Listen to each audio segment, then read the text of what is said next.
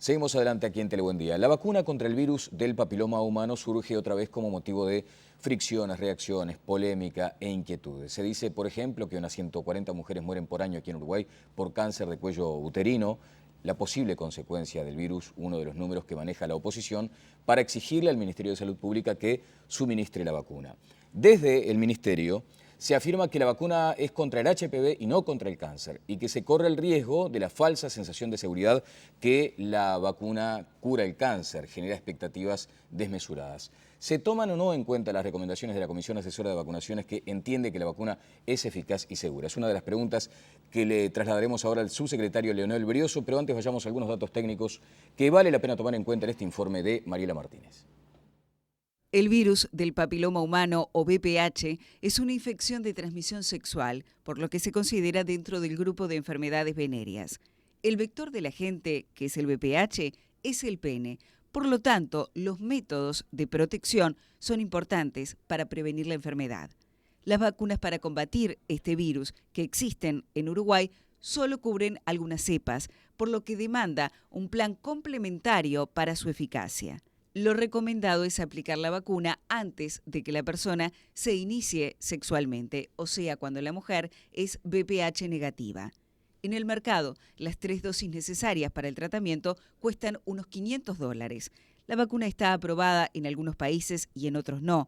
Se han detectado efectos adversos como neurológicos, aunque todavía se siguen estudiando sus riesgos. Bueno, aquí estaban algunos antecedentes científicos que tienen que ver con este tema. Leonel Brioso, buen día, ¿cómo le va? Buen día, ¿cómo está usted? Bien, ¿le preocupa el curso que ha tomado este debate? Sí, realmente nos preocupa mucho porque este es un tema, tendría que ser un tema de política de Estado y no un problema partidario, ¿verdad? El tema del cáncer de cuello es un problema grave en nuestra sociedad y el Uruguay, a pesar de estar en un sitial privilegiado en la región, tendría que estar mucho mejor de lo que está, ya que tenemos una mortalidad excesivamente alta por esta causa y una prevalencia de la afección también alta. Ahora, doctor Brioso, ¿no le parece que es ofensivo para la oposición señalarlos como practicando una política partidaria con temas tan sensibles de la salud?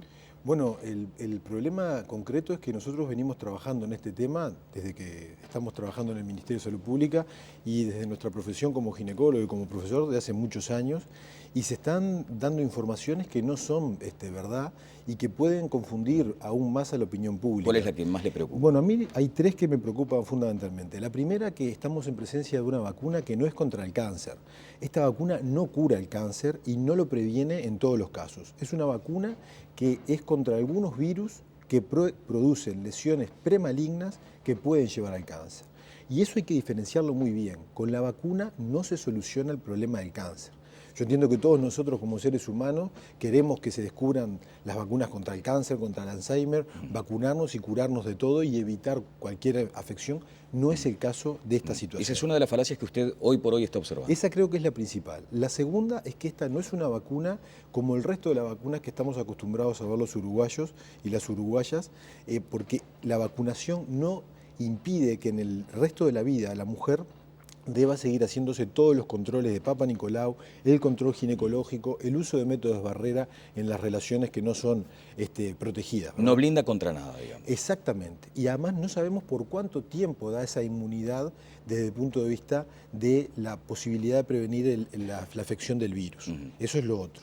Y lo tercero, que creo que es trascendente, es que ver el momento de incorporar la vacuna tiene que estar en el contexto de un plan integral nacional de prevención del cáncer de cuello uterino que estamos en proceso de elaboración aún, ¿verdad? Estamos detectando cuáles son los grandes problemas que tenemos de registro, los grandes problemas de acceso, sobre todo de la población más vulnerable al control ginecológico, y en ese contexto la vacuna tiene que incorporarse como una medida más dentro de un plan integral. Correcto. Allí es donde la secretaria general del Partido Colorado decía, bueno, pero ¿hasta tanto qué? Y mencionaba las 140 muertes por cáncer de cuello de útero en las mujeres en nuestro país. Entonces la pregunta se la traslado. ¿A cuántas muertes estamos de esa definición integral de política? Bueno, no se trata absolutamente en lo más mínimo de la cantidad de muertes, ¿verdad? Porque como le decía, con la vacuna no se evita, no sabemos si se evita y no se evita en los casos que hoy tenemos de cáncer de cuello. Y además hay 3 grandes riesgos realmente potenciales e importantes a la salud de la población si se incorporara la vacuna en este momento, ahora estoy hablando, en agosto del 2012, sin un plan. El primero es generar esta falsa noción de seguridad. Hay vacuna, me vacuno, no tengo que controlarme más. No uso más método de barrera, no uso preservativo en las relaciones no protegidas. Usted eso lo percibe, digamos. Eso se percibe y además se sabe que ocurre cuando existe una falsa idea de seguridad que disminuye la posibilidad de control y de protección. La segunda gran problema que existe, que ya hay países que lo han tenido, es que si se incluye la vacuna fuera de un plan integral, lo que se logra es que no se completen las 3 dosis en un porcentaje muy alto, porque esta es una vacuna además que precisa 3 dosis para ser efectiva y por lo tanto es muy importante que haya una campaña previa que aclare a las familias y a las niñas que tienen que vacunarse 3 veces, ¿verdad? Si no lo hacen, no hay efectividad en la vacuna. Ese es otro elemento muy importante. Y lo tercero, si se incorpora la vacuna sin un plan integral y sin buenos registros, no sabemos el impacto que va a tener en el futuro realmente esta inversión en salud. Bien, la administración pública tiene que tener muy en cuenta lo que es usted ha dicho, la inversión en salud. Esto nos lleva a una mirada economicista. ¿Cuál es el componente de esa mirada en este debate, doctor? Desde nuestro punto de vista, insignificante. Para nosotros el tema económico en este punto no está en absoluto en cuestión. Pero está medido, por ¿verdad? ejemplo. Está medido en términos generales, pero cuando nosotros creamos que el beneficio que tiene es el adecuado para la población, sin duda que daremos el paso de la vacunación. Habrá que ver cómo, si con una estrategia tipo Plan Ceibal, incorporándolo paulatinamente desde los sectores sociales más vulnerables y en otros sectores que vayan habiendo algunos subsidios, o universal en el carnet nacional de vacunación, ¿verdad? Eso se verá. Pero la situación, la clave económica no está incluido en este punto hasta ahora en lo más mínimo. Bueno, aquí vuelve a establecerse esa brecha de la que hemos hablado en referencia a otros temas. El hipercontrol en los sectores más pudientes de la sociedad y poco menos que la ausencia de esos chequeos en los sectores más vulnerables. ¿Se plantea eso también en este debate? Absolutamente. Este es uno de los grandes problemas, de los grandes indicadores.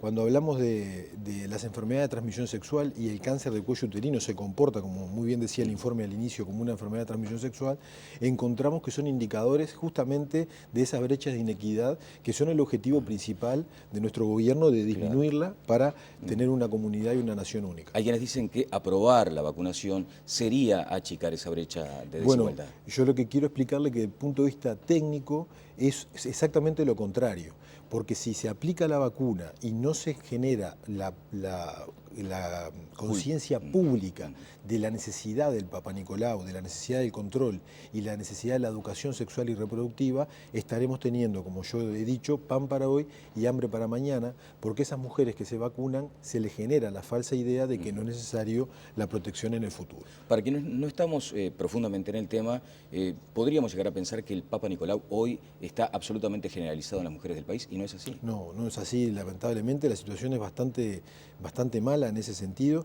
Fíjese que tenemos un reporte en la Comisión Honoraria de Lucha contra el Cáncer de una cobertura de aproximadamente un 30% de Papá Nicolau. Nosotros creemos que hay muchos más, pero el registro con que contamos es ese, y ese se da fundamentalmente en la población más vulnerable, ¿verdad? Un 30%.